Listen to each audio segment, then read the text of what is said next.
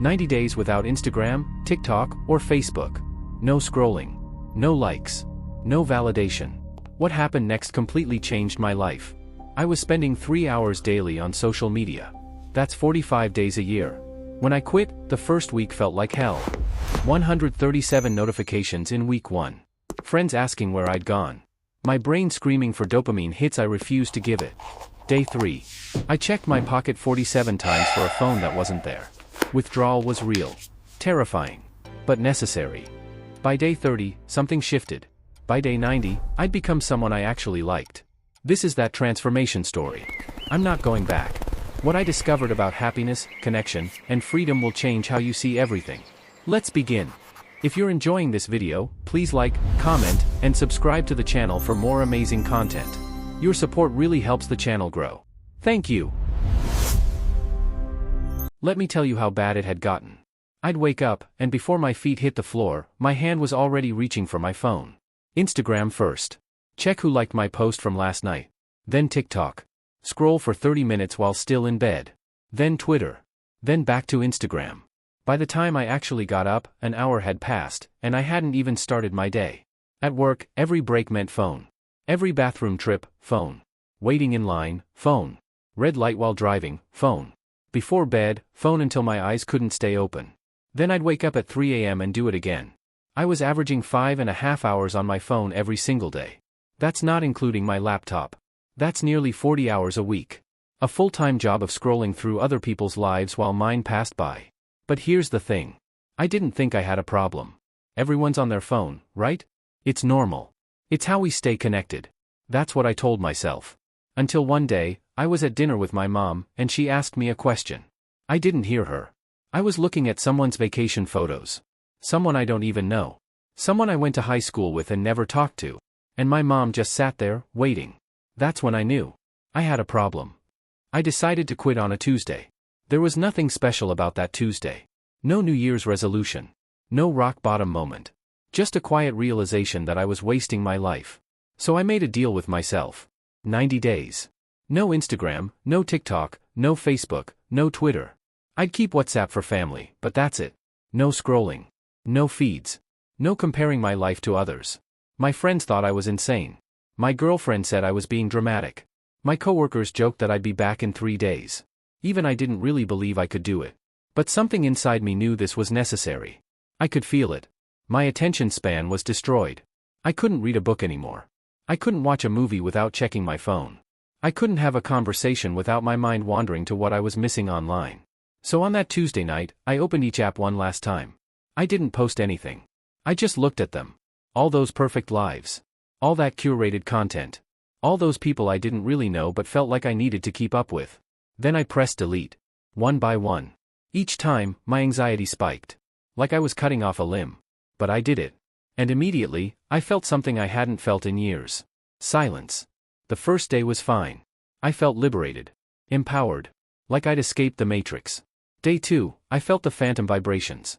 You know that feeling where you swear your phone buzzed, but it didn't? I felt that every 10 minutes. I'd reach for my phone constantly. Open my home screen, remember the apps weren't there, close it, and put it down. 30 seconds later, repeat. It was compulsive. Automatic. I didn't even realize I was doing it. Day 3 was hell. Pure hell. I was bored out of my mind. I finished work early and realized I had 3 hours before bed. 3 hours. What do people even do with free time? I tried to watch TV, but I kept wanting to look at my phone during commercials. I tried to read a book, but I couldn't focus for more than 2 pages. My brain was literally craving the dopamine hits. The quick videos. The endless scroll. The notifications. I was going through withdrawal like a drug addict. Day 5, I almost gave in. I was at a party, and everyone was showing each other TikToks, laughing at memes, talking about viral trends. I had nothing to contribute. I felt left out. Disconnected. FOMO hit hard. Fear of missing out. I went to the bathroom and almost downloaded Instagram just to feel included. But then I looked at myself in the mirror and thought, is this who you want to be? Someone who needs an app to feel connected? I put my phone away and went back to the party. Actually talked to people. Like, real conversations. It was weird. But good weird. By day 7, the worst of the withdrawal was over. I wasn't reaching for my phone every 30 seconds. The phantom vibrations reduced. But I still felt anxious. Untethered. Like I was floating in space without gravity. Social media had been my anchor, and now I was adrift. Week 2 was when the boredom really set in. Not the anxious boredom of week 1, but deep, existential boredom. I realized I didn't know what I liked anymore. For years, an algorithm had been telling me what to watch, what to read, what to care about. Now, with that gone, I had to figure it out myself. And I had no idea where to start. So I just sat with it. The boredom. I'd sit on my couch and just exist. Stare at the wall. Look out the window. Let my mind wander. And something strange happened. My brain started working again. Ideas would pop into my head. Creative thoughts. Things I wanted to do, to create, to explore. Not because an influencer told me to, but because they came from me. My actual interests were resurfacing. I picked up an old guitar I hadn't touched in 5 years. Played for an hour. Was terrible. But it felt good. I walked to a bookstore, physically walked, didn't order online, and browsed. Actually browsed. Picked up books, read the backs, put them down. Ended up with a novel I never would have found in an algorithm. Started reading it that night. Finished it in 3 days. First book I'd read cover to cover in 2 years. Week 3, I started journaling. Every morning, I'd write 3 pages. Stream of consciousness. No editing. No one would see it. It was just for me. This became my new morning ritual instead of scrolling. And what came out of me onto those pages was shocking. Anxiety I didn't know I had. Dreams I'd forgotten about.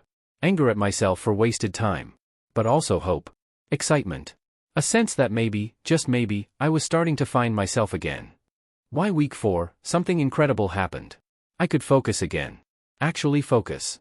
I sat down to work on a project, and 3 hours passed without me realizing it. 3 hours of deep, concentrated work. Do you know when the last time that happened was? I couldn't remember. My brain had been so fractured, so used to switching between tabs and apps every 90 seconds, that sustained focus had become impossible. But now, without the constant pull of notifications, without the urge to check what everyone else was doing, I entered what psychologists call flow state. That magical place where time disappears and you're fully immersed in what you're doing. I finished projects I'd been procrastinating on for months. Wrote articles. Learned new skills. My productivity probably tripled. And it wasn't just work. I had real conversations again. When someone spoke to me, I actually listened. I wasn't thinking about what to post, what I'd seen on my feed, or whether my phone had buzzed. I was present. Fully present. My girlfriend noticed. "You're different," she said. "You're actually here." She was right. I was here. Maybe for the first time in years. My sleep improved dramatically. Without scrolling before bed, my brain would actually wind down. I'd read a book, feel sleepy, and turn off the light. Fall asleep in minutes. Wake up feeling rested. I didn't realize how much blue light and stimulating content before bed had been destroying my sleep. Now I was getting 7-8 hours of quality sleep. Dreaming again. Vivid, creative dreams. Week 6 was when I realized this wasn't just an experiment anymore. This was a lifestyle change. I didn't miss social media. I didn't miss the scroll. I didn't miss seeing engagement announcements from people I barely knew or watching strangers' aesthetic morning routines. I didn't miss any of it. Around week 7, I started reaching out to old friends. Not through DMs or comments, but actual phone calls. At first, it was awkward. We'd gotten so used to communicating through likes and memes that having a real conversation felt strange. But once we pushed through that initial weirdness, something beautiful happened. We actually talked. About life. About struggles. About dreams. Things you can't fit into a caption or a story. I met up with my childhood best friend for coffee. We talked for 4 hours. 4 hours of uninterrupted conversation. No phones on the table. No checking notifications. Just 2 people who'd known each other for 20 years, catching up on the real stuff. The hard stuff. The vulnerable stuff. He told me about his anxiety. His failing relationship. Things he'd never posted online. And I opened up too. About my addiction to validation. My fear of being forgotten. My struggle with comparison. That conversation changed me. I realized how superficial my connections had become. I had 800 friends on Facebook and couldn't name 10 people I could call in a crisis. I had followers who watched my stories but didn't know what kept me up at night. I'd traded depth for breadth. Quality for quantity. Real intimacy for digital popularity. So I started being intentional about relationships. I'd invite people to dinner. To hikes. To just sit in a park and talk. Some said yes. Some were too busy or uncomfortable without the buffer of screens. That was okay. The ones who showed up were the ones worth keeping. And those relationships deepened in ways I didn't know were possible. My girlfriend and I started having no-phone evenings.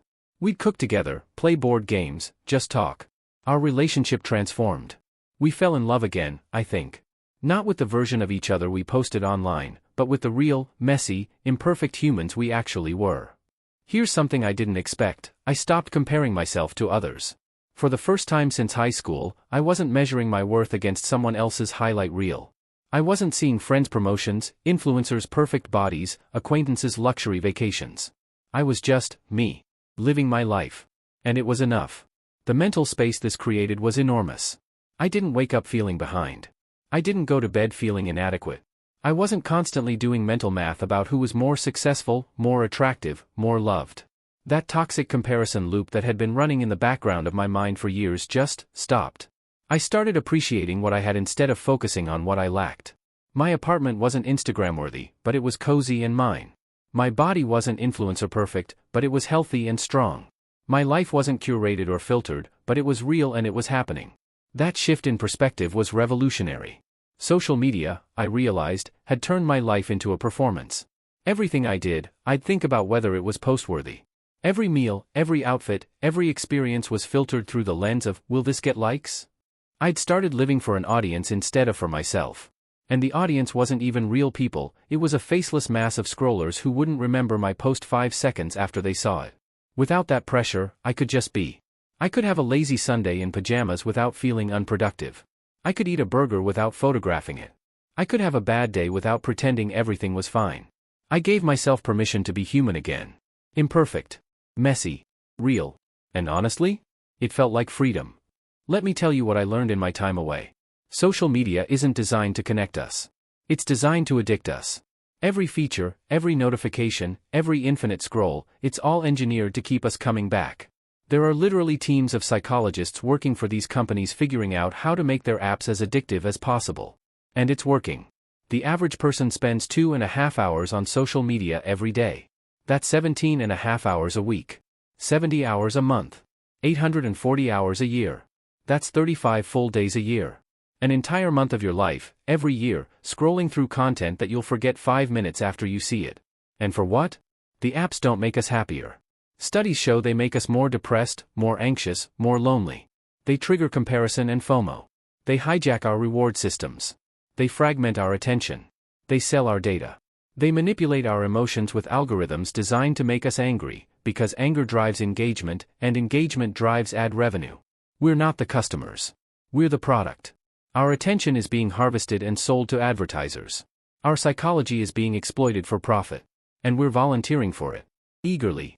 We're giving away our time, our mental health, our relationships, our presence in our own lives, for what? For likes? For validation from strangers? For the illusion of connection? I'm not saying social media is pure evil. It has benefits. It can connect people across distances. It can spread important information. It can build communities. But the cost is enormous. And we don't talk about it enough. We just keep scrolling, keep posting, keep feeding the machine. While our lives pass us by. By month 3, the benefits were undeniable. My attention span had recovered. I could read books again, finish 12 books in 90 days. I could watch movies without getting bored. I could have conversations without my mind wandering. My brain had rewired itself back to how it was supposed to function. My creativity exploded. Without constant input from algorithms, my brain had space to generate its own ideas. I started writing, painting, trying new things. I took a pottery class. Learned to cook properly. Started a garden. These weren't things I saw on Instagram and copied. They were genuine interests that emerged when I gave myself space to discover what I actually liked. My physical health improved. I was more active because I wasn't sedentary on my phone. I went on daily walks. Explored my neighborhood. Found local coffee shops, bookstores, parks I'd never noticed before. I was present in my own city instead of scrolling through other people's vacation photos. My mental health transformed completely. The anxiety that had become background noise in my life just faded. Turns out, constant stimulation and comparison aren't great for mental well-being. Who knew? My mood stabilized. I felt more content. More at peace. Not because my life circumstances had changed dramatically, but because I wasn't constantly measuring my life against impossible standards. I saved money. Lots of money. I wasn't seeing ads every 5 seconds telling me what to buy. I wasn't comparing myself to influencers with expensive lifestyles. I wasn't impulse purchasing things I saw in my feed. I bought what I actually needed, not what I was algorithmically convinced to want. My bank account thanked me. But it wasn't all positive. There were hard truths I had to face. The biggest one? A lot of my friendships weren't real. When I stopped liking posts, stopped commenting, stopped being present on social media, many people just forgot about me. Out of sight, out of mind. These were people I thought were friends, but really, we were just mutually scrolling through each other's lives. The friendship was performative. Surface level. Maintained through likes, not love. That hurt? It really hurt. But it was also clarifying. The people who reached out, who called, who texted, who made plans, those were my real friends. And there were fewer than I thought. But quality over quantity, right? I'd rather have 5 real friends than 500 fake ones. I also had to confront why I'd been so addicted in the first place. Social media was a distraction. From what? From myself. From difficult emotions. From boredom. From loneliness. From the hard work of building a real life. It was easier to scroll than to deal with my problems. Easier to watch other people's lives than to build my own. Easier to seek validation from strangers than to develop real self-worth. That's a painful thing to realize. That I'd been running from myself. That I'd been using social media as a drug to numb the discomfort of existence. But once I faced that truth, I could start healing. I could start doing the real work. Therapy. Journaling. Meditation. Building genuine confidence, not the fake kind that comes from likes and followers. I also realized how much of my identity had been tied to my online presence. Who was I without my follower count? Without my posts? Without my curated image? I had to figure that out. And it was uncomfortable. But necessary. Day 45. Halfway through. This is when I almost gave up. Not because I was struggling, actually, things were going great. But that was the problem. I started thinking, I've proven I can do this. I've learned the lessons. Maybe I can go back now and just use it in moderation. The addict's favorite lie, I can control it this time. I sat there with my phone in my hand, thumb hovering over the App Store. I could download Instagram right now. Just check what I'd missed. See what everyone was up to. Post a comeback story. That would get so many likes. The dopamine anticipation was already flooding my brain. But then I stopped and asked myself, why do you want to go back? What will you gain? And I couldn't come up with a good answer. I wanted to go back because it was familiar. Because it was easy. Because part of me was scared of being fully disconnected. FOMO never fully goes away, you just learn to sit with it. So I made a new deal with myself. Finish the 90 days. Then decide. Don't quit when things get easy. See it through. I put my phone down and went for a walk. Clear my head. And I'm glad I did. Because the second half of this experiment was even more transformative than the first. That night, I wrote in my journal, the hardest battles aren't fought when things are difficult. They're fought when things are good, and you're tempted to return to old patterns because you think you've changed enough. But real change is permanent.